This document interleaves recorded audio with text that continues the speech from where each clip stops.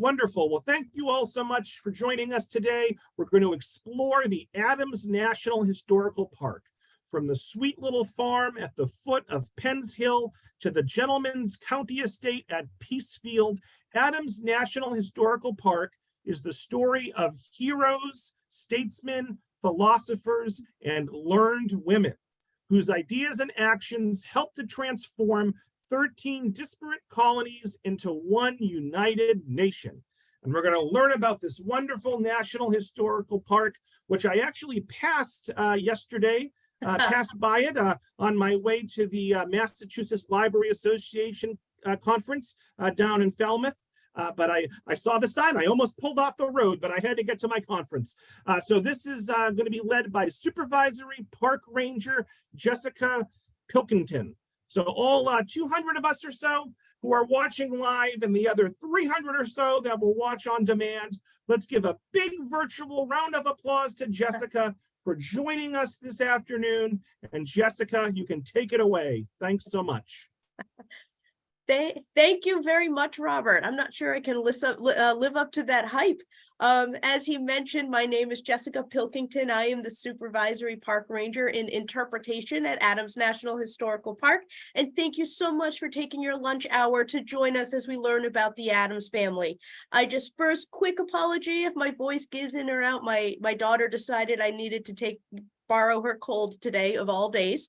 But today we're going to be talking about Adams National Historical Park. And the wonderful thing about Adams National Historical Park is that we have 4 generations of Adamses that lived in the many different homes that we have as part of our site. 4 different Adamses means 4 generations of Adamses means 4 generations of stories that we get to talk about every single day about this family. And I don't know about you folks, but when I went to school more years ago than I'd like to admit to, when we talked about the John Adams and John Quincy Adams within the realm of the U.S. presidency, it was, oh yeah, those were those one-term presidents who didn't achieve much. But hopefully by the time we are done today, we will have a much better understanding of this family and what it meant to be an Adams. I have always been struck by this quote that John Adams wrote to his wife, Abigail Adams, on May 12, 1780, and he's describing his family. He wrote, "I must study politics and war, that my sons may have liberty to study mathematics and philosophy. My sons ought to study mathematics and philosophy, geography, natural history, naval architecture, navigation, commerce and agriculture, in order to give their children a right to study painting, poetry, music, architecture, statuary, tapestry, and porcelain." John is saying, I have to do what's hard now so that my children's lives can be easier and their children's lives can be easier, and life will get better as generations go on. And this is a sentiment I hear all the time among my friends, among my family. If I work hard now, my kids won't have to struggle as much. John Adams in the 1780s is saying the same thing that Americans and people across the world say today. So let's see if John was able to achieve this goal for his family. As I mentioned, 4 generations of Adamses that we talk about as we are going to tour this site.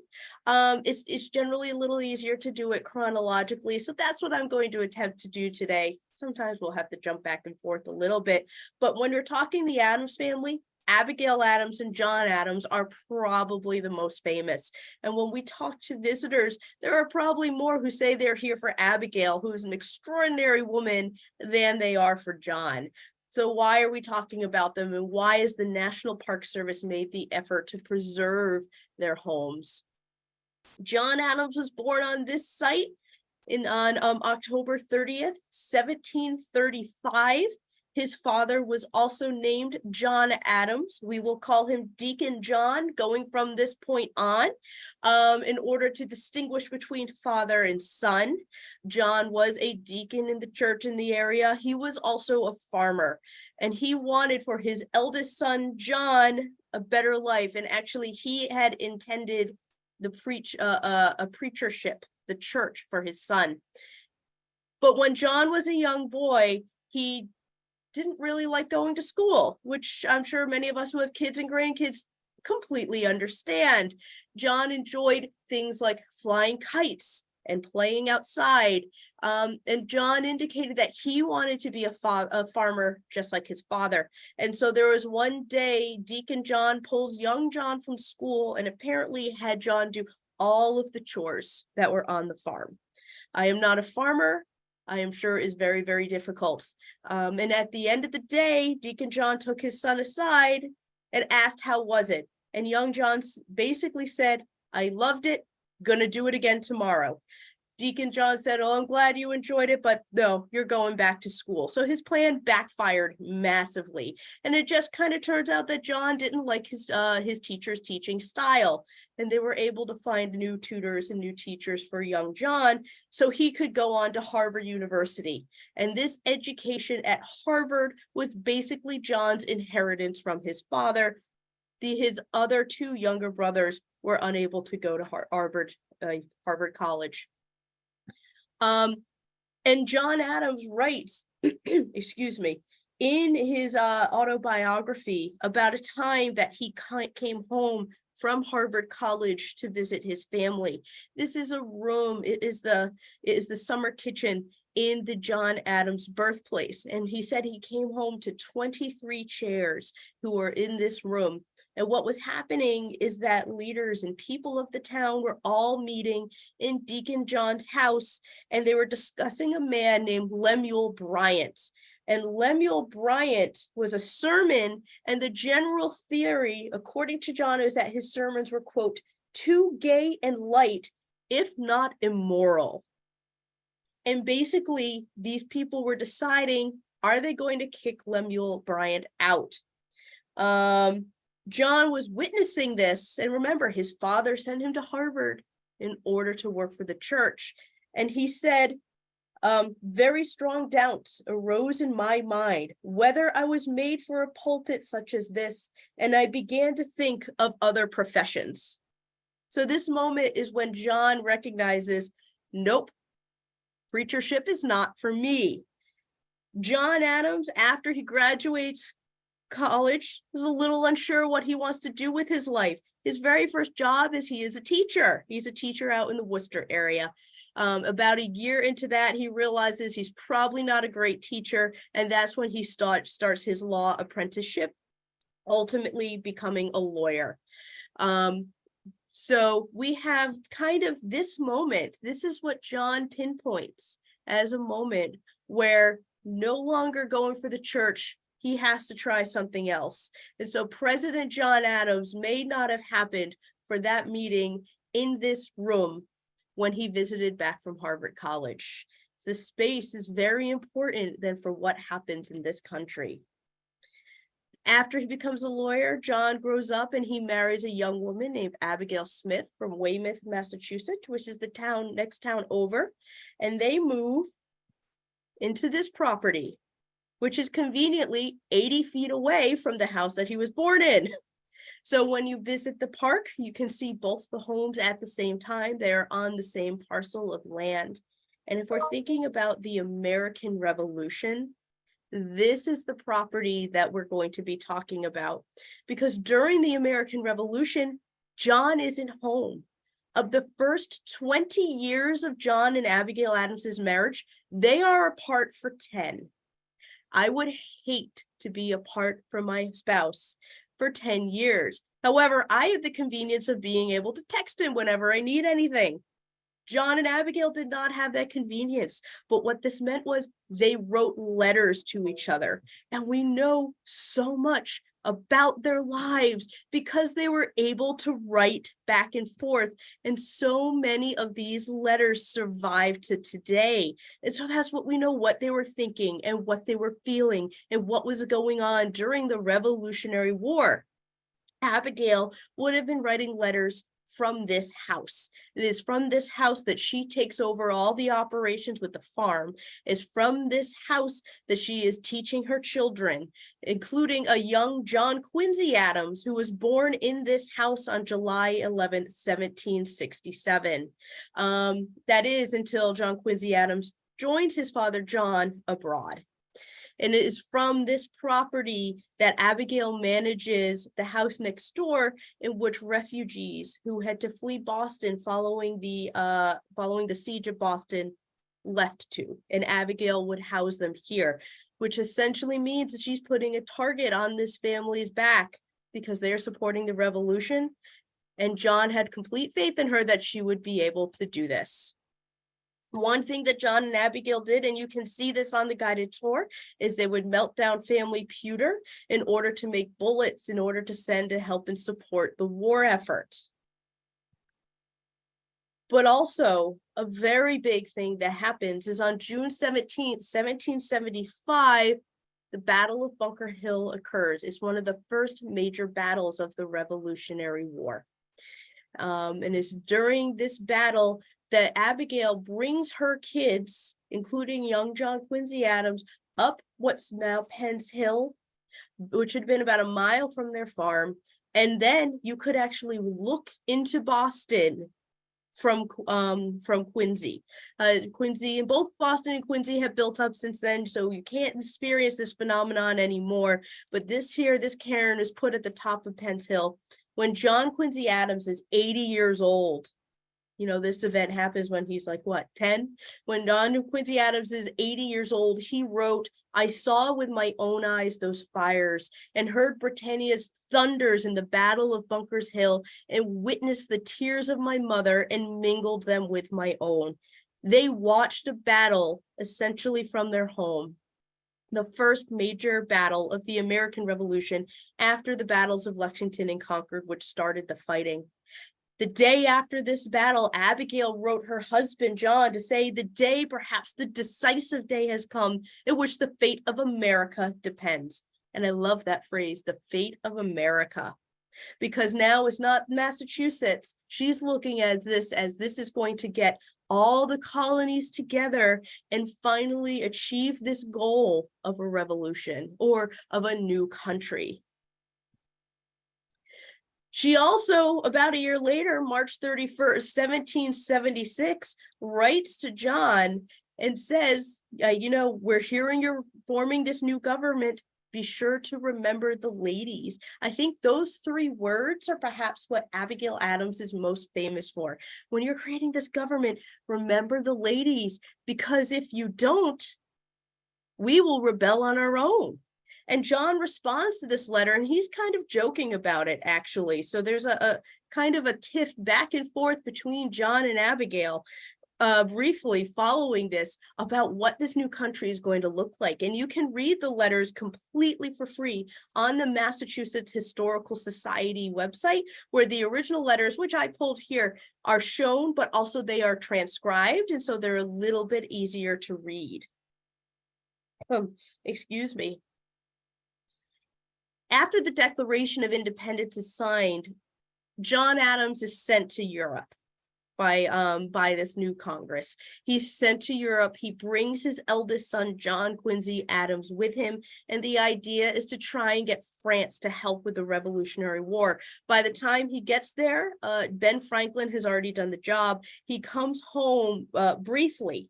And I mention this because there's a standing desk that's at the back of this room. This was John Adams's law office in the house that's today known as the John Quincy Adams birthplace. And there's a very big document in the foreground. Between returning from France, John has about 6 months before he goes back to Europe as an ambassador, as a minister to the Netherlands. But during that time, he writes the Massachusetts Constitution. There were supposed to be 3 men working on it together, but we've all worked on group projects, so we know there's always one person who does all the work and everyone else shares with the credit. John would later write that this document was a subcommittee of 1, that person being him. The Massachusetts Constitution is the longest continuously used written constitution in the world today. It serves as a blueprint for the United States Constitution. And this is the idea where a bicameral government, 2 houses, comes from. But John Adams writes, he begins this document with the phrase, "All men are born free and equal." Sound familiar? He mentions this, and what happens is in 1781, there is a slave in Massachusetts, a woman by the name of Mum Bet. And in August 1781, she is able to successfully use that phrase to sue for her freedom. And then a month later, another slave named Quack Walker in Massachusetts is able to do the same. I mention that because between those 2 cases, slavery is effectively abolished in the Commonwealth of Massachusetts. We are the first state in the country to do so. And by the 1790 census, there are no slaves recorded in the Commonwealth of Massachusetts, all done by that fraction of a sentence that John Adams wrote in this room.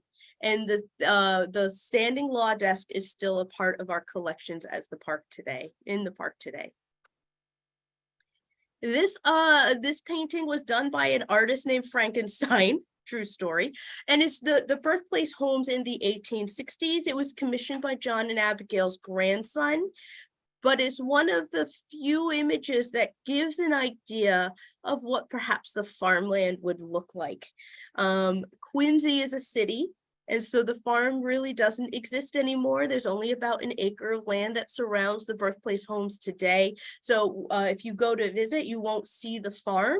You will see the historic homes, but to give you an idea of what the area looks like. And that road that's in front of the home still exists today, and it's called the Old Post Road, and that connected Boston to Plymouth, Massachusetts. So in the colonial era, that would have been like the main highway through Massachusetts, connecting 2 of the biggest ports in the town. Still exists today. Different name. In our collections, we do have some blue and white china as well. This china actually comes from China. That's why we call it. But I like to pinpoint this out because the china would be purchased by John Adams while he was in the Netherlands as ambassador, ship it to Abigail Adams, and she was able to sell it. Actual china was really hard to get hold of in the early Americas at the time, so she had it in, and this was another way she was able to help support her family during the Revolutionary War. Just to give you an idea of what the properties look like today, this image is a couple years old, but it's really kind of hard to get both of the homes in the same image, so I decided to keep it into the PowerPoint. John Adams's birthplace is the brown house on the left. John Quincy Adams's is the more yellow house on the right. Yellow to me. And like I said, they're about 80 feet apart from each other. So you get to see 2 presidential birthplaces at roughly the same time as part of your visit. And they are, we believe, the oldest presidential birthplaces still standing today, original foundations, and they both date to the 1600s. Now, John Adams is part of a commission to end the American Revolution. You know, in the United States, we celebrate July 4th, 1776 as Independence Day, but that's not the day that Britain recognized that we were separate. There had to be a formal treaty. It's called the Treaty of Paris, 1783. John Adams is the gentleman who is sitting in the front with his hand on the document. And basically, John Adams was saying, I wrote this. But again, we have a committee. Next to John Adams is Benjamin Franklin, who's probably even a more recognizable face. Next to Ben Franklin is his grandson, a man named William Franklin, who was serving as secretary. Behind them in the red, kind of most of his torso missing, is Henry Lawrence, the only American imprisoned in the Tower of London during the Revolutionary War. And standing in the back is John Jay, who will be the future first Chief Justice of the United States Supreme Court. This is showing the end, the official end of the American Revolution. The The British delegate, for various reasons, depending on the person, did not want to be shown sitting and losing to Americans. And so that's why the painting remains unfinished. We have a copy of this as part of our collections that we show as part of the guided tour. But this is a very influential moment because this is when the American Revolution has succeeded. It's not until the pen goes to paper where both sides decide they are going to cease fighting that this happens. After this, John Adams serves as our first ambassador to Great Britain. Can you imagine fighting an 8-year war with a country, and your first job is to establish diplomatic relations with that country? That is not a job that I think I would be able to do, but that is what this country asked of John Adams. Abigail Adams, their daughter Nabby, John Quincy Adams, their son, they all meet together. Think about, for the first time after a war, and they are in England for a couple of years. And it's from here that they purchase a property through a relative of Abigail's. They don't move back to those small saltbox style homes that they were born into. They move into what was then known as the Vassal Borland House. It was probably one of the best known properties in Braintree. In 1792, this portion of Braintree separates and becomes Quincy, Massachusetts, in case you ever wondered about that. And this is what the property would have looked like around the time that John and Abigail Adams moved in the early 1700s. The late 1700s. John Adams would later write, quote, "I christen my home Peacefield to honor the peace in Paris and to honor the peace and tranquility I feel while I am there." So you know that Paris Peace Treaty I was just telling you about? That is how this house gets its name. The property is called a Peacefield. John is telling us this is what I feel accomplished about doing, establishing peace. And remember how young John wanted to be a farmer? Well, when he bought this, it came with 80 acres of farmland that would have been across the street.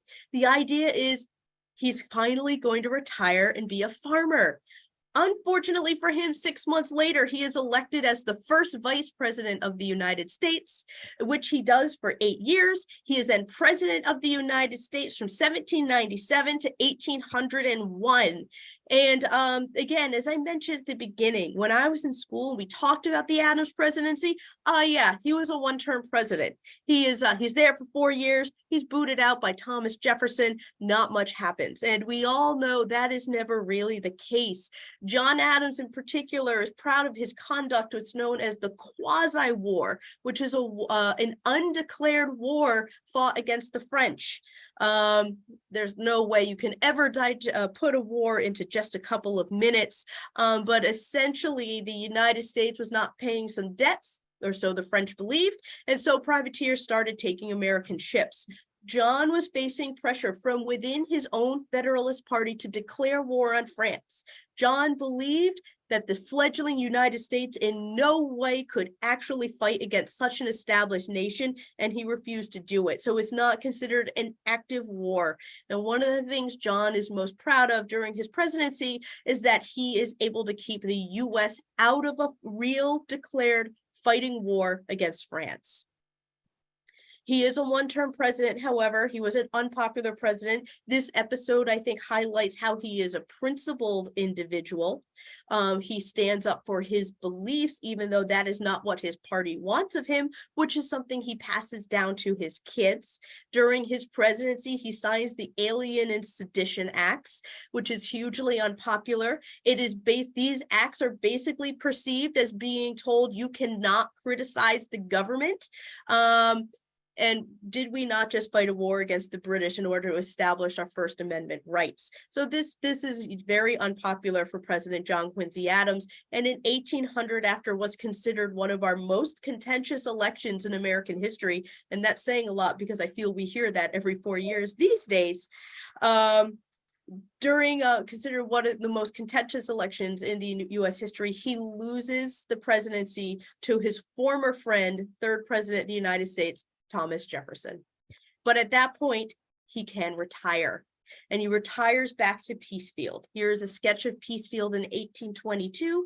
And if you remember from the earlier image, it's about twice the size. In 1800, he and Abigail Adams add what is effectively the right side of the house to the property. And John does retire. He is finally the gentleman farmer that he wants to be.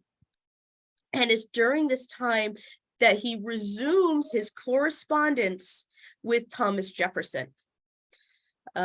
Sorry, I just got an alert. I hope you didn't see that on the screen. But he resumes his correspondence with former President Thomas Jefferson, and he writes, whether you or I were right, posterity must judge. And over the next 14 years, John and Thomas Jefferson never meet again, but they write letters to each other back and forth like old friends. This desk is known as an escritoire. John purchased while he was in Europe, and we believe this is the desk he would sit and use in order to write this correspondence. He writes to Thomas Jefferson about the passing of his wife. He writes to Thomas Jefferson about the passing of his daughter due to breast cancer even earlier than that. And it is in this room that John has some of his final moments. John Adams dies on July 4th, 1826, the 50-year anniversary of the signing of the Declaration of Independence. And his final words are, "Jefferson survives." Thomas Jefferson had died earlier that day. And I have done the Ranger error of spending a lot of my time talking about John, but we have other generations to get to. The house at this point passes to his eldest son, John Quincy Adams. Before I get to that, there is this silk wreath that is part of our collections. You'll see is presented to Mrs. Adams, the lady of the President of the United States, by the pupils of the Seminary of Female Education in Bethlehem, Pennsylvania, 1826. John Adams was an oddity in his time that he believed women deserve the same education as men, and he visited this all-girls school. So when he passed, they made this and gifted it to the family. Mrs. Adams, Lady of the President of the United States, is not a phrase that we're familiar with today. We tend not to use it quite as much. But that's because when John Adams died, his son, John Quincy Adams, was president at the time. So John was not here at the passing of his father. We have his wife, Louisa Catherine Adams, on the left, born in the United Kingdom, and John Quincy Adams on the right. This is them in approximately 1797, roughly about the time of their marriage. John Quincy Adams, excuse me, he's only 11 years old when he goes to France with his father the first time. At the age of 14, he is the secretary to the mission to Russia to try and establish diplomatic ties with Russia during the Revolutionary War. It does not happen at that time, but later he is the first recognized diplomat to Russia. And this is during the time of the War of 1812. Over the course of his life, John Quincy Adams serves as ambassador to the Netherlands, Prussia, Russia, and the United Kingdom. He is considered one of the most traveled Americans of his time. So much so that as part of our collections, we have this, it's basically, it is a professional's traveling desk. It is a desk that he could write on, store all of his stuff, and the bottom drawer is a commode. You know you are a professional traveler if you are bringing your own commode with you. In 1814, I like to highlight this. So from 1812 to 1814, the United States is at war again. This is a declared war. And who are we fighting? The United Kingdom. This is a 2-year war, which ends in 1814, officially December 24th, with the Treaty of Ghent, written by John Quincy Adams. The Treaty of Ghent is essentially a draw. So there's no real winner, there's no real loser, but the perception in the United States is, hey, we held a draw with Great Britain, we're going to take it. That's basically it. But I mentioned this because right after this is signed, guess what job John Quincy Adams is asked to do? Ambassador to Great Britain. So just like his father, right after we have fought Great Britain, we send in Adams to establish diplomatic ties. It seems to be a running theme here. We're having trouble with Great Britain, send in Adams in. Also during the War of 1812, he had left his family back in Russia for safety, but Napoleon, he is invading different parts of Europe at the same time, including Russia. The Tsar of Russia gives Louisa Catherine Adams and his youngest son, Charles Francis Adams, this passport to travel safely through Europe so that they can reunite in France during these difficult times. And Louisa Catherine Adams is the woman who is perfectly willing to rent a carriage and drive through war-torn Europe to reunite her family, which is exactly what she does. John Quincy Adams is the 6th president of the United States from 1825 to 1829. As I said at the beginning, he is a one-term president, and at the time, that is how I was taught about him. Why? Well, he, in the elections of 1824 and 1828, again, very contentious. Many historians consider these 2 elections to be the beginning of sort of modern day politicking as we do it today. John Quincy Adams was elected in 1824 when Congress, the House of Representatives, actually had to choose the president because no one actually won. Andrew Jackson had more votes, but he did not have more than 50% of the votes. And so Congress, the House of Representatives, decides the presidency, leaving it to John Quincy Adams, and John Quincy Adams then announces Henry Clay as his next Secretary of State. That is seen as a launch pad for the presidency. Andrew Jacksonian Democrats are against this. And so for all 4 years, he has a very hostile Congress. But to give you an idea of what John Quincy Adams was hoping to achieve during his presidency, I pulled this out of his first annual message to Congress. I will not read the whole thing, it is way too much. But there's this one sentence I put in bold in the middle. It is with no feeling of pride as an American that the remark may be made that on this comparatively small terrestrial surface of Europe, there are existing upward of 130 of these lighthouses of the sky, while the whole of the American hemisphere, there is not one. He wants to build an observatory. He wants to use federal funds to build an observatory for the betterment of science. He wants to establish a university with federal funds using the Fed to create a national university. And at the time, the 1820s, this is seen as far too much of a reach of federal power. And so again, he finds himself unpopular and again, a one-term president. Unlike his father, though, he never retires. He enters the House of Representatives. So he has this very successful diplomatic career, a not very successful presidency, and then a very successful career representing Massachusetts in the House of Representatives following his presidency. As part of our collection, we have these 2 globes, a celestial globe and a terrestrial globe. So John Quincy Adams could try and line these up and see what stars you'd be able to see in the sky, depending where you were on Earth. He's fascinated, clearly his lighthouses of the skies comment, fascinated by astronomy. He is the congressman who is able to push through the legislation that creates the Smithsonian Institution, this idea, this love of learning. He is interested in trees. He once wrote that 100 years hence, trees will bear delicious fruit, afford shelter and shade to men. So he would be planting trees all along his property of Peacefield. What I think is coolest is what's known as the Mendy Bible. As a congressman, John Quincy Adams takes time to defend individuals who had mutinied on board a Spanish slave ship called the Amistad. And this becomes a huge federal case because the ship essentially crashes into Connecticut. And so the decision has to be made. It goes through the court system of, are they legal Spanish property? Or were they illegally captured by the Spanish into slavery? And John Quincy Adams is able to assist the defense. He is not the only defender, but he's able to assist the defense in making the argument that they were born in Africa, which means according to the United States law, they are not legally considered slaves anymore, and they should win their freedom, which is what happens.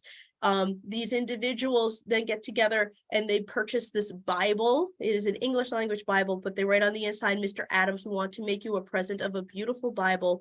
Will you please to accept it? And when you look at it or read it, remember your poor and grateful clients. The other image is former Massachusetts Governor Deval Patrick, the first African-American governor of Massachusetts. He is being sworn in on this Bible. John Quincy Adams dies in 1848, quite literally on Congress floor.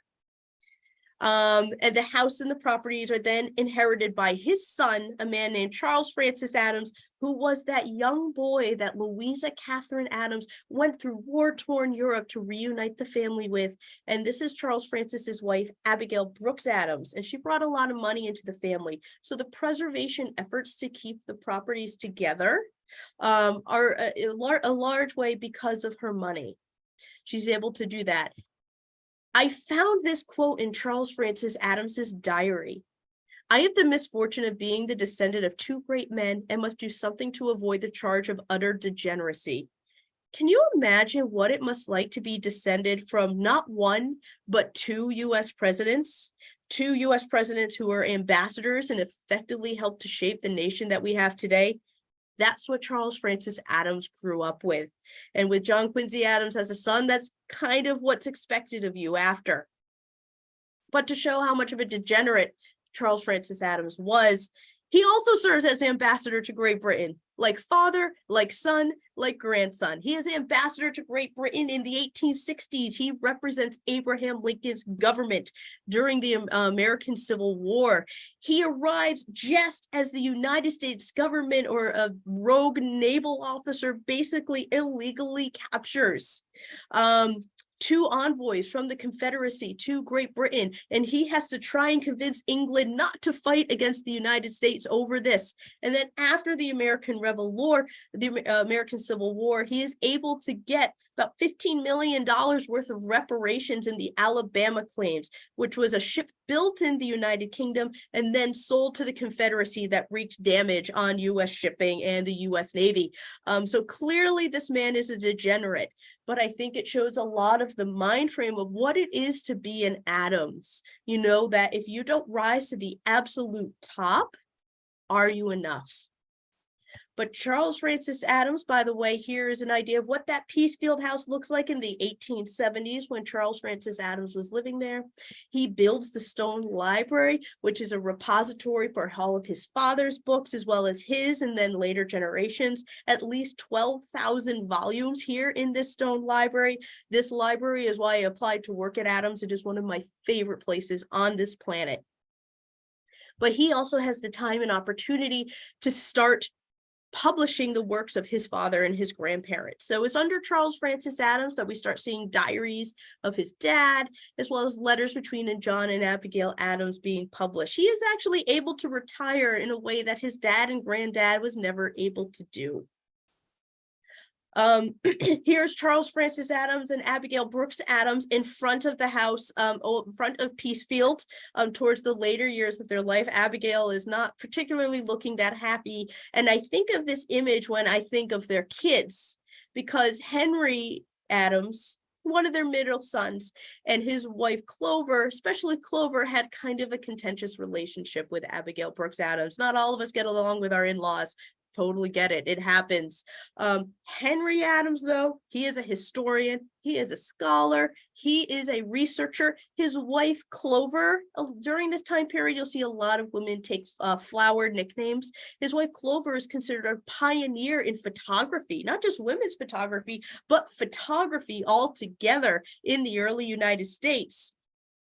Henry is a prolific author, both in nonfiction as well as fiction. Two of his best-known fiction works are Democracy, an American novel, and Esther, a novel, where he lampoons where he lampoons American politics and living in Washington, D.C. at the time. The last two books that I have listed, A History of the United States during the administrations of Thomas Jefferson and James Madison, he largely wrote in that stone library, and The Education of Henry Adams. That was published in 1918, and it wins the Pulitzer Prize in 1919, which is after his death. It's not published during his lifetime, it's published after the fact. Interestingly, considering the education of Henry Adams is an autobiography, his wife is not mentioned. And a part of that is because Clover Adams takes her own life. She dies by suicide about 6 weeks after the death of her father. She was very, very close with her father. And in order to try and deal with his grief, Henry Adams commissions from Augustus St. Gaudens, which is his house is a national park up in New Hampshire. He commissions this really unnamed work. And this is at Clover's grave in Rock Creek Cemetery in Washington, D.C. It's sometimes known as the mystery of the hereafter.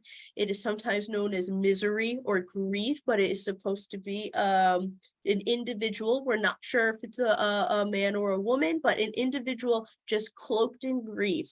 And Henry would sit and he would watch people go by this by the monument and try and figure out what is what are people thinking, because it is so ambiguous. But he mentions this in his education of Henry Adams, but doesn't really mention Clover herself, which may have been a way for him to process his grief after the sudden and unexpected passing of his wife. And he has a room that still survives at Peacefield today. Which I think brings up an interesting point. How do we have so many of these objects? It's because the family held on to it. And this man, Peter Brooks Adams, we know him as Brooks, who's the last living resident of Old House at Peacefield, starts setting up the property as a museum. He is the one who is collecting these objects. Not only that, which I think is very, very cool, his personal secretary is a woman named Wilhelmina Harris. She records a lot of what he says. She is heavily involved in all of our furnishings reports. And she is the first superintendent of Adams National Historical Park when we become a national park in the 1940s. We have a direct connection from the family to becoming a national park, which is so, so cool. And it is through Brooks Adams, who was also a historian and a Harvard professor in his own right. This is generally an idea of what Peacefield looked like during his residency there. He passes away in 1927, at which point the house is Adams Memorial Society is created. And then in 1946, the banner year, Peacefield is gifted to the National Park Service so that this house is given to the American people. The idea is that we can use it to promote civic duty and engagement in all the people who come through. Peacefield today is beautiful, and John Adams was right on the mark when he named it Peacefield, because even though a train goes by, even though we're on a major road, if you stand in this beautiful formal garden, you are in another world. It is quiet. It is Peacefield. I can understand how in the busy world that we live in today, John Adams came here. We have a trolley that connects all the historic homes. We're working on this right now for the 2023 season.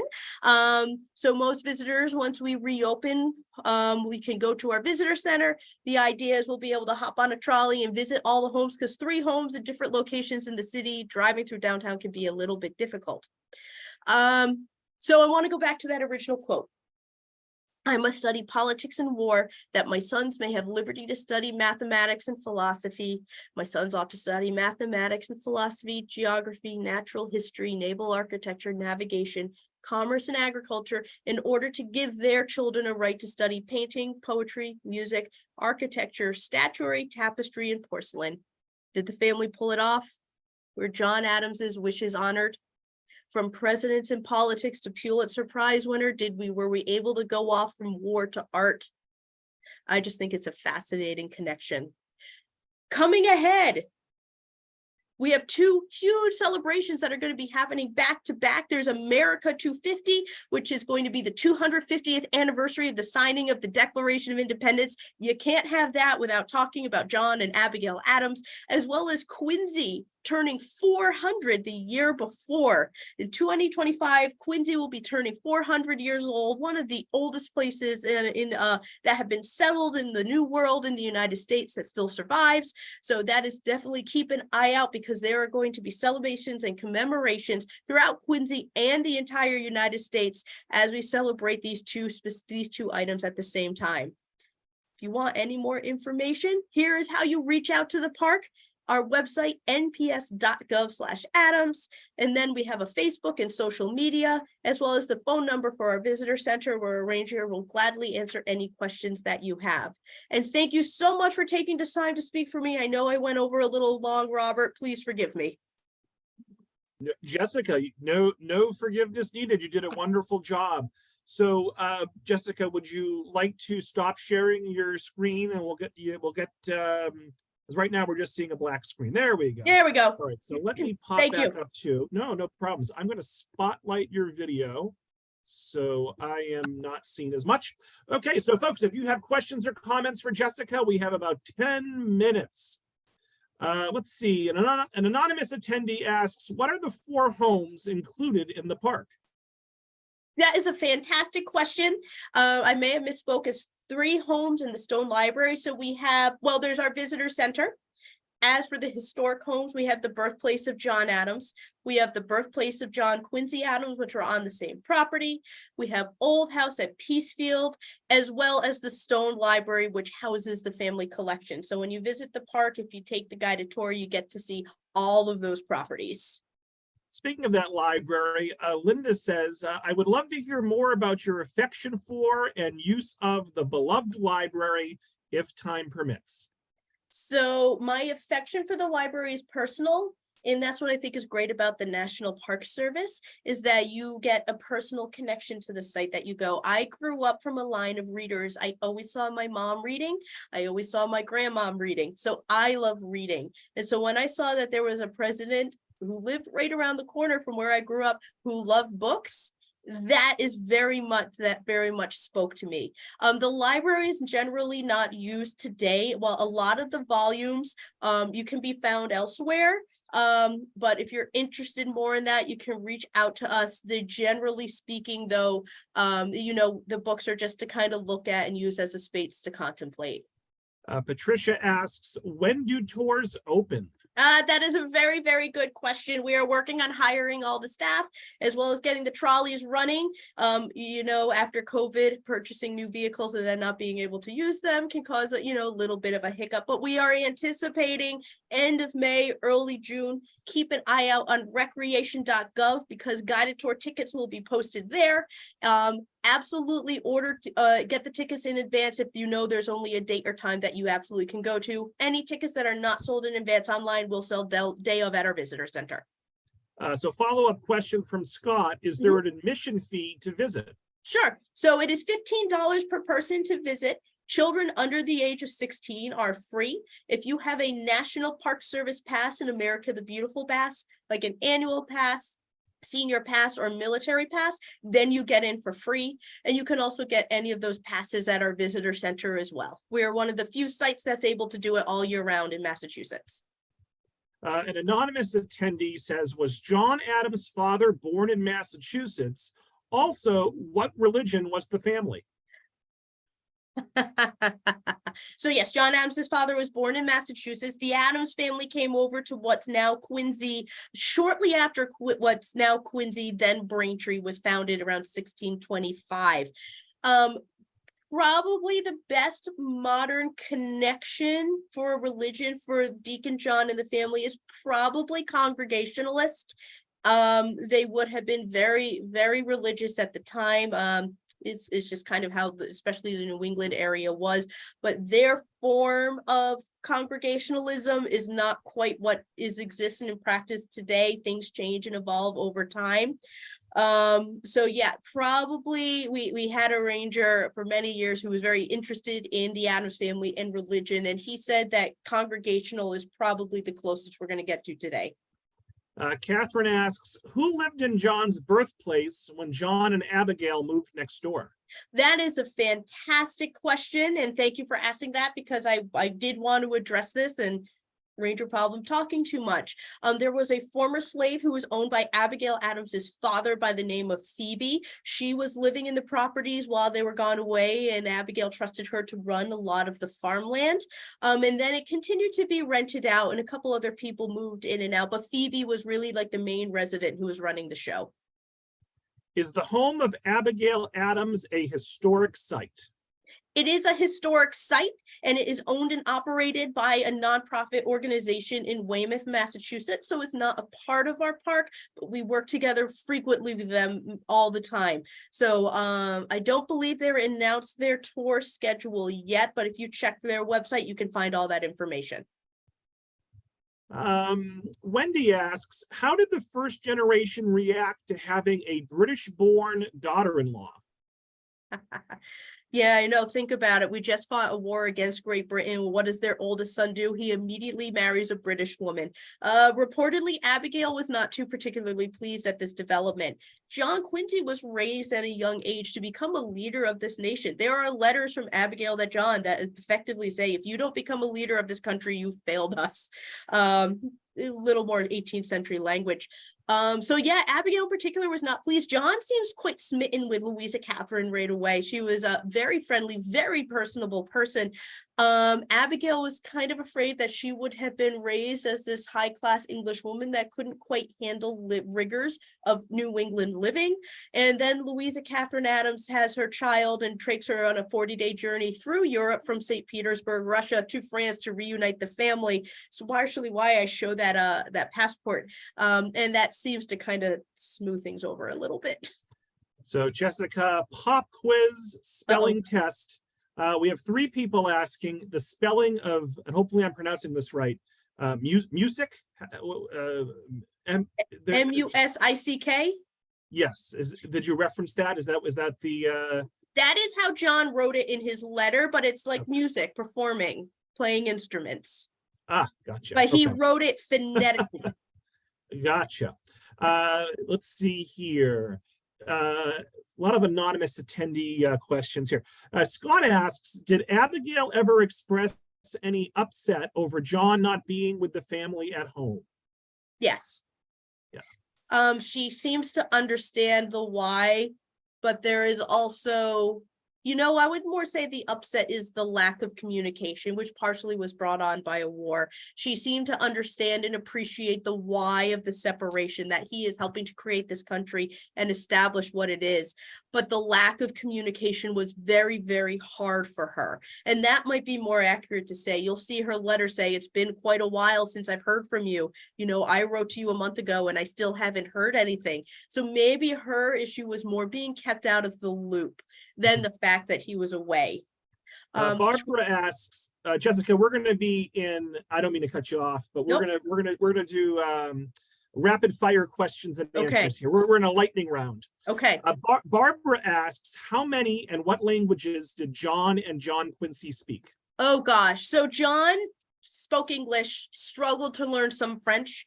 Reportedly, depends on where you look, John Quincy Adams had learned French by the time he had reached Europe as an 11-year-old. John Quincy Adams really picked up languages quickly. We are pretty sure, well, we know he spoke French. That's why at the age of 14, he went to Russia, because diplomats used French to speak with each other, so he could translate for the American delegates. But pretty sure he could also speak German, probably was learning Russian as well. At the time of his death, he reportedly was trying to teach himself Greek. In order to go to Harvard, you would have had to have passable knowledge of Greek and Latin. So he would have probably been able to some degree speak to those too. All right, I'm going to combine some questions, and sorry if you touched on this already. William asks, is the library open to visitors? And Eva Jane asks, is there an online catalog of the books that are contained in the library? The library is open to visitors as part of the guided tour of the other sites of the home. That's how you can visit them. And if you visit our website, nps.gov/Adam, most library stuff is available on that. All right, so Jessica, we've successfully answered most of the questions. Folks, if your question was not answered, I will provide Jessica's email in the email. I'm sorry, I will provide Jessica's email address in the email that I send you all later today. Also in that email will be a recording and a feedback survey and information about some other upcoming programs, including our virtual visit with the Springfield Armory National Historic Site next Wednesday, May 17th at noon. Jessica, do you have any last words for the audience before we wrap it up? Thank you so much for taking the time to speak with us today, and enjoy learning more about this really, really cool family. Great. Well, thank you. You know what? This is my new favorite Adams family. How about that? Okay, you've convinced me, because there was another one I liked, but now I like this one more. So thank you all so much, and I hope everyone enjoys the rest of their day. Thanks again, Jessica. Thank you. Feel better. Yep. Thank you. Thanks again. Bye-bye.